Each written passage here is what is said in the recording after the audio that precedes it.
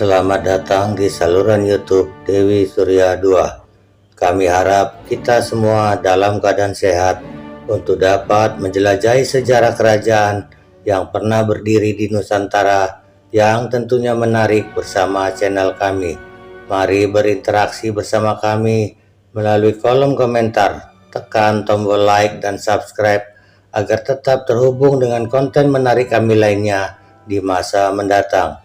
Mari kita mulai penjelajahan sejarah kerajaan di Nusantara ini dengan topik terbaru kami, wilayah kekuasaan Kerajaan Sriwijaya. Kerajaan Sriwijaya merupakan salah satu kerajaan terbesar di Nusantara yang berkembang antara abad ke-7 hingga abad ke-13. Lokasinya berada di tepian Sungai Musi di daerah Palembang, Sumatera Selatan. Bukti awal keberadaan kerajaan ini berasal dari abad ke-7 saat pendeta Tiongkok dari dinasti Tan Itsing menulis bahwa dirinya mengunjungi Sriwijaya pada tahun 671. Pada masa kejayaannya, Sriwijaya banyak memberi pengaruh di Nusantara dengan daerah kekuasaan membentang dari Kamboja, Thailand Selatan, Semenanjung Malaya, Sumatera, dan sebagian Jawa. Kerajaan Sriwijaya juga sempat menguasai maritim dan perdagangan di kawasan Asia Tenggara.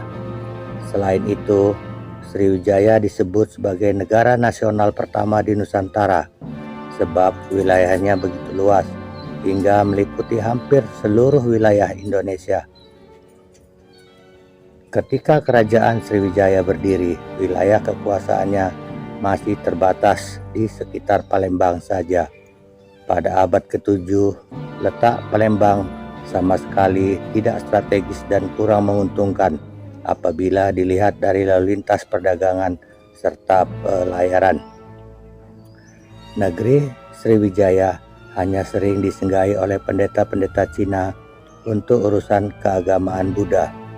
Sriwijaya memang menjadi pusat keagamaan, tetapi bila ditinjau dari segi ekonomi dan perdagangan, negeri ini ketinggalan jauh dari Malayu dan Kedah. Sebagai jalan keluarnya, Sriwijaya akhirnya mulai melancarkan politik perluasan wilayah. Motivasi utamanya adalah untuk menguasai lalu lintas pelayaran dan perdagangan di Asia Tenggara. Negeri pertama yang menjadi incaran Sriwijaya adalah yang lokasinya cukup dekat dari ibu kota dan strategis di sekitar Selat Malaka dan Laut Jawa, yaitu Bangka dan Lampung. Bukti bahwa Bangka dan Lampung pernah menjadi daerah kekuasaan Sriwijaya diperkuat dengan temuan prasasti-prasasti persumpahan di daerah tersebut. Tentara Sriwijaya kemudian bergerak ke utara untuk menaklukkan negeri Malayu atau Jambi.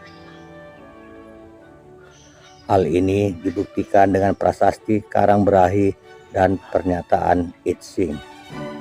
Penaklukan Malayu diperkirakan terjadi sebelum tahun 682, sebab pada waktu itu Sriwijaya telah menaklukkan Minanga atau Binanga, sebagaimana tercantum dalam prasasti Kedukan Bukit.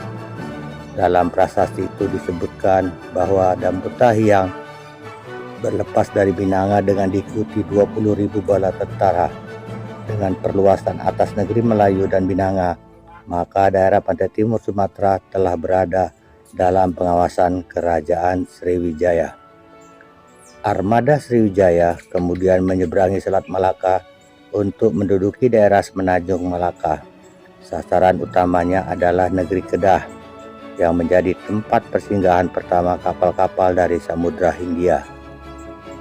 Ekspansi kerajaan Sriwijaya juga sampai ke daerah Muang Thai Selatan.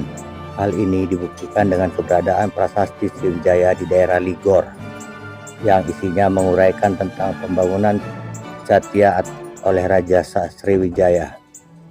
Pada tahun 668, tentara Sriwijaya menyerbu Pulau Jawa sebagaimana dijelaskan oleh prasasti Kota Kapur.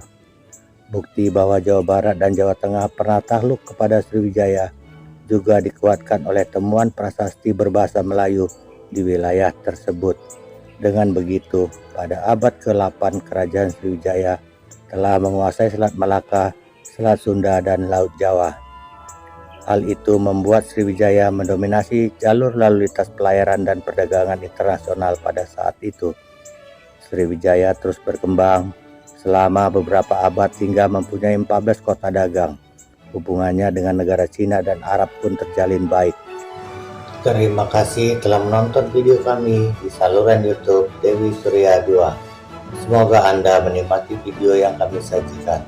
Jangan lupa tekan tombol like dan subscribe agar tetap terhubung dengan konten menarik kami lainnya di masa mendatang. Sampai jumpa di penjelajahan sejarah lainnya. Salam sejarah dari Dewi Surya 2.